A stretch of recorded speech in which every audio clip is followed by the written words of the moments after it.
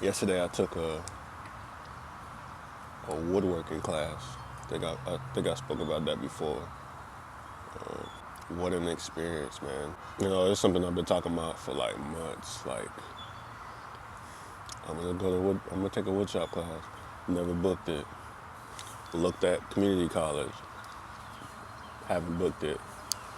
I didn't pull the trigger on it. I guess I was a little nervous, people pleasing, and not really thinking about myself and like what I want to do with my future.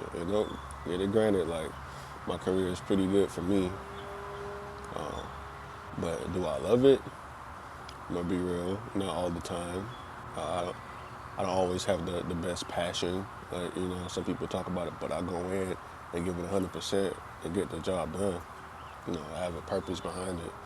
And, I go there and I still try to help people, give people love, show empathy, especially the patients and stuff like that. It makes me feel like I'm worth something. So, but I need a passion. Like, I can't stop thinking about it. And that used to be music for me. It used to be music, but the way with time and trying to balance everything else. Maybe I'm doing too many things, but when you have a life change and then trying to figure that out and become balanced. Some people get stuck in a certain way, and that's not me. I'm not robotic in that sense of like getting stuck in a certain role. Like, yeah, I know I'm a father, but I'm more than what I am too.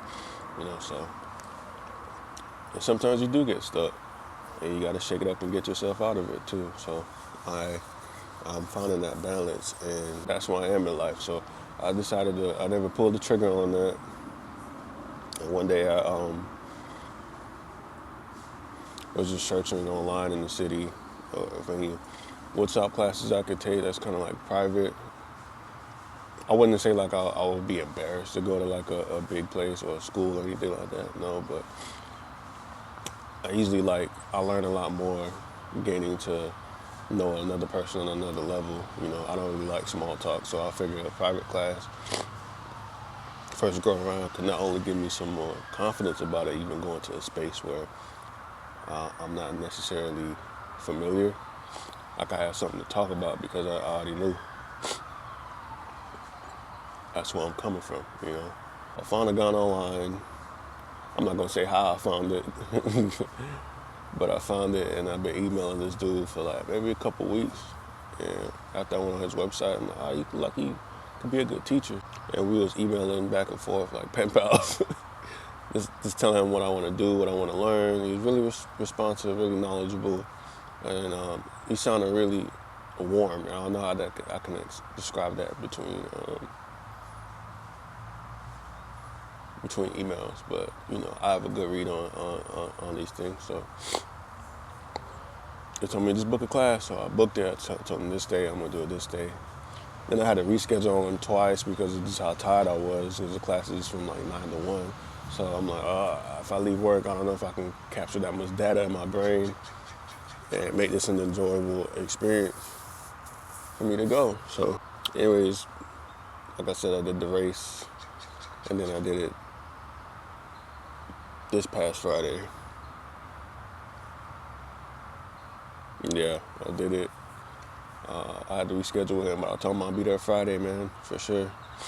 So I was really excited in that before, like, wow, I'm about to learn something totally out of my realm, or people that would even be thinking about that. But that's the type of stuff that I like. I like a lot of things, but a lot of details.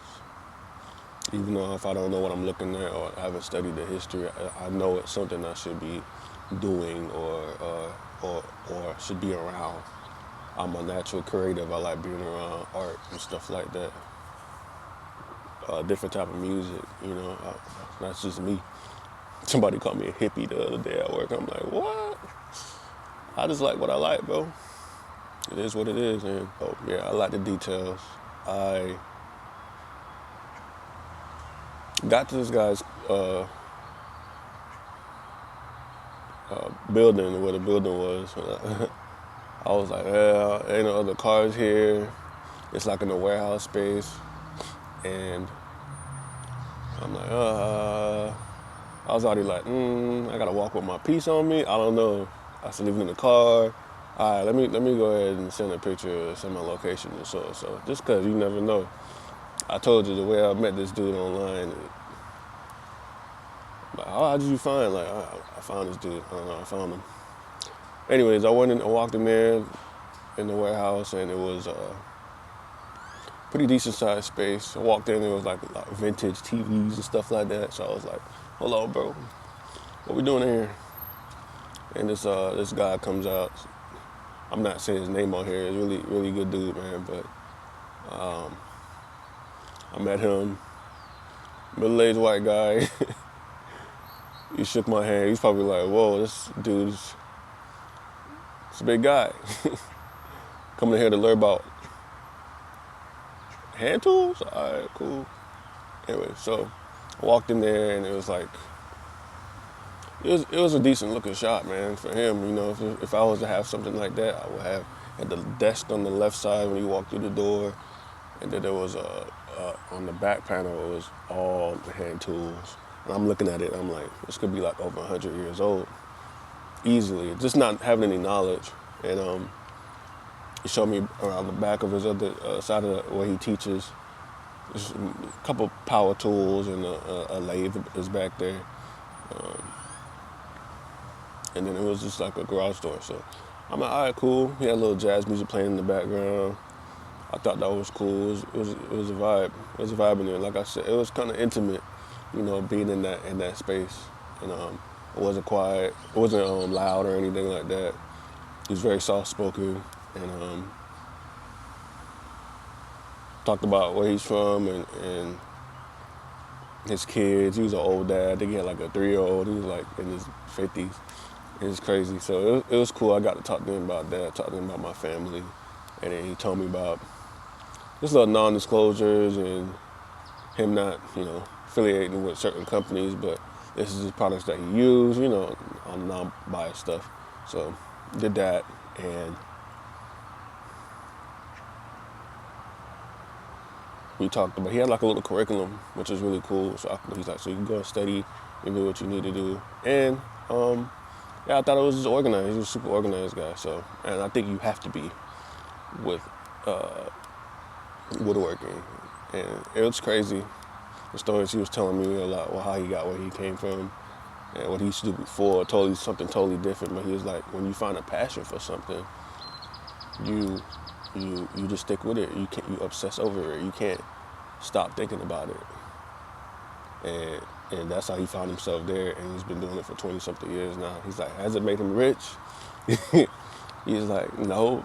He's like, no, it hasn't made me rich, but my family's good, and you know, I'm breathing, I'm healthy, because you got to be in shape to do this, you know. It's like, I'm healthy, my family's good. I'm about to get a new car. I'm like, okay. He's like, yeah, like life is good. Like, I'm rich in that way, and now from that moment, I'm like, I'm a vibe with this dude. He got some game that he might give me. He did give me a lot of game about just being a dad and like how to connect with your daughter versus like your son. So his oldest daughter is like 17, 18, and then he has a little one and a middle one. And I'm like, he said it's a way to connect with your daughters. And I'm trying to give you some stuff. And I was picking up on them really quickly, you know. So it made me feel good. And then we got into like the hand tools and like the tools that he uses. And if I wanted to get into it, you know, buying stuff off of eBay, but these blades here and all these things, you might have to do some work to it versus just getting the quality ones from the company. But they're like $700, $800. So I'll talk about that in another video of like the different tools, because it'll be a good way for me to remember what I'm talking about, just what I've been studying there. But it was just learning, man. It was spectacular, and I was asking him a lot of questions, because the type of learner I am, if I learn something in the book, certain things in the book, how is that able to relate to me in my life, or am I doing something in life that maybe that's not a good way to think about stuff, but so I can remember, basically. or just have a understanding of it, obviously. But I a lot of the blade sizes and the way the techniques that he was doing, I was like, I get that from like cutting my hair and making sure things are flush. I'm doing things like I'm looking at the wood being cut, like cutting my hair, like some indentations or somewhere, some lines or somewhere that you want to take that out. You want to smooth it out, but you got to use different blade sizes. It's the same thing with like hand tools and woodworking. But not everybody uses hand tools a lot anymore, or they might use a hybrid, because we're in a faster age now. People want things faster, and we use machines to get stuff cut. But some of it doesn't feel right, some of it doesn't feel warm. So hand tools, basically, not saying that it is, but it's kind of like an old school way of doing things. There's a lot of details in it, where some may say it might be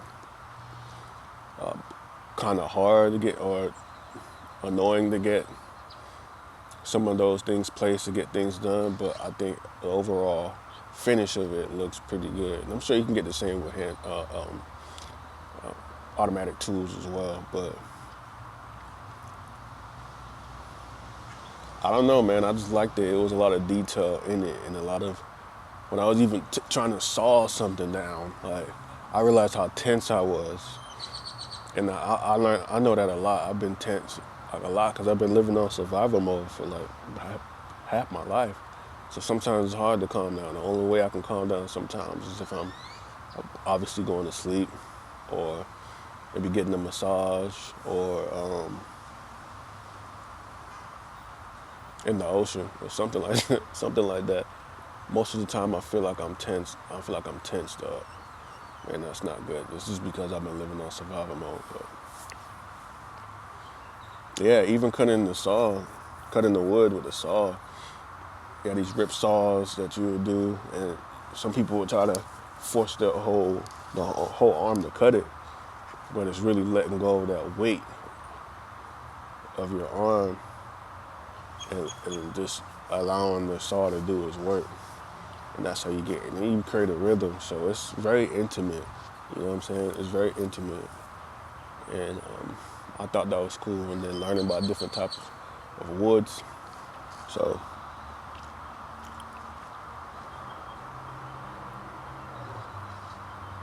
yeah, I think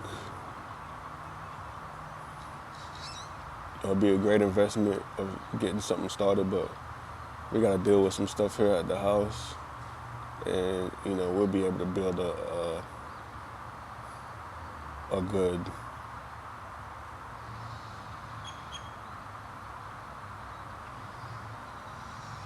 good starting point of creativity. But yeah, man, that was my first woodshop class, and I will be back. I think that's something that I need to pour into myself, and that's something that is definitely gonna help me in the long run. I just really appreciate it. So I really appreciate it. There's a truck coming by.